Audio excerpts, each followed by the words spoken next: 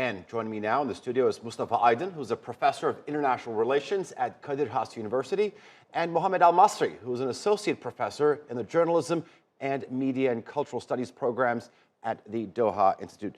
Gentlemen, welcome to both of you to Straight Talk. Good to have you on set.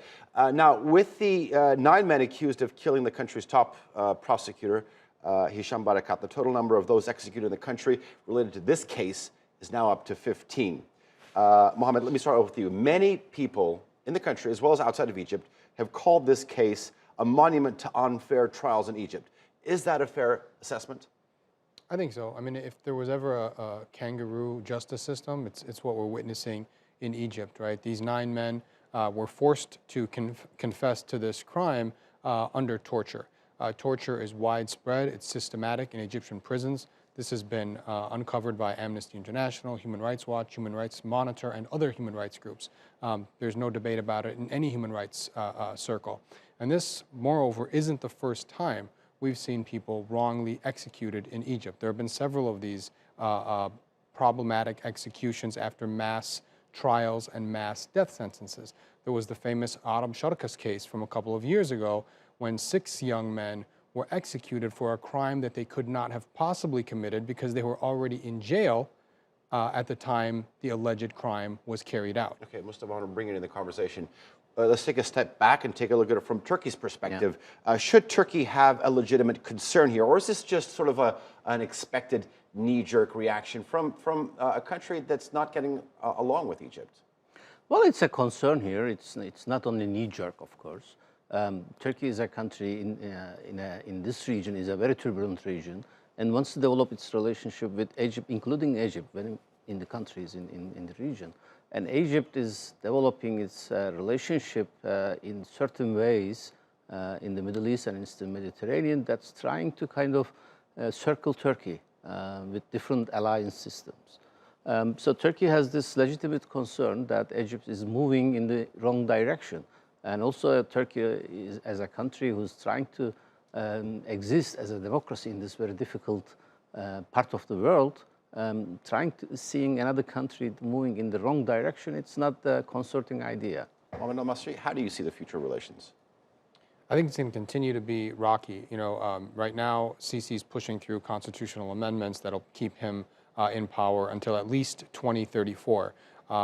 So there doesn't seem to be any sort of scaling back on the authoritarianism and the repression that we see in Egypt.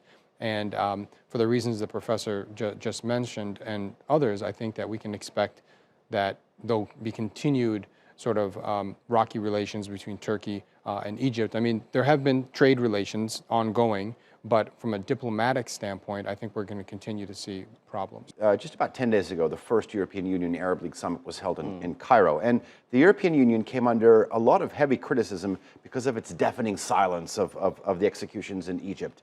Sort of accepting a red carpet invitation from the leader of a country where mass human rights violations are going on and where the death penalty had just been enforced. Mohamad, let me start with you. The fact that President Trump has chosen sort of not to promote human rights and democracy as part of his foreign policy, do you think this sort of emboldens the Egyptian leader? I don't think there's any question. I mean, I've written about this. Trump has signaled that he effectively doesn't care about human rights. That's not his priority. And so that has given confidence to leaders like Sisi to carry out their repressive agendas. Now, in terms of this summit that took place the week before last in Sharm el-Sheikh, I think this was a deeply misguided move by these European leaders that took part. And mostly, you know, what you mentioned, the criticism, the reason why they're being criticized is because this served as an effective endorsement for Sisi and really for the executions, even though some of the leaders did pay lip service to human rights. Do you think there's a double standard when you look at sort of how the European Union approaches various partners in the region? It's criticized Turkey a lot in terms of, is there a double standard here? There is a double standard, but there is also a logic.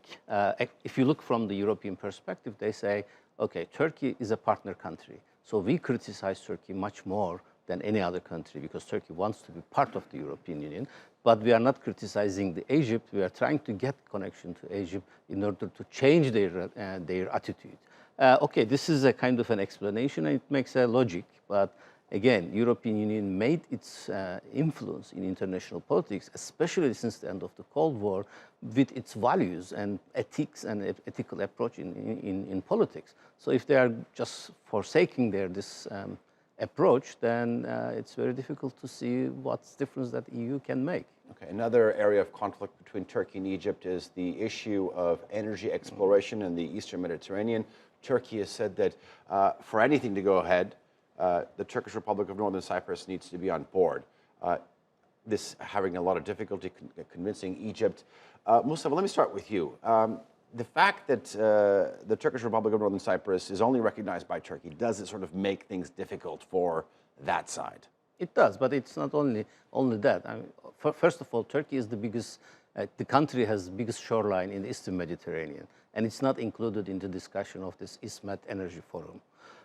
That's first. The second is the Turkish Cypriots are part and parcel of the Republic of Cyprus, which is recognized entity. It doesn't matter that there is a Republic of Northern Cyprus, Turkish Republic of Northern Cyprus, but they have been in negotiations for years with their Greek partners to solve the issue. And until that issue is solved, they are still part of that state that was established in 1960. So that gives them rights, number of rights, including economic rights over any kind of energy finds in the Eastern Mediterranean to the Turkish Cypriots. Mohamad, both Turkey and Egypt are two countries that are in search of energy sources. How important is this project for Egypt, the potential gas line between Cyprus and Egypt? I think it's important. You know, as I mentioned a couple of minutes ago, Sisi's mismanaged the economy. He invested billions of dollars into the Suez Canal project without doing a feasibility study. He promised that there would be billions more every year in annual revenue. That has not come to fruition. He's also spent $45 billion on a new capital city that will only serve Egypt's elites. There'll be a massive, tower, the tallest tower in Africa. There'll be a mega mall. There'll be a park. But meanwhile, 30% of Egyptians live on about $50 a month.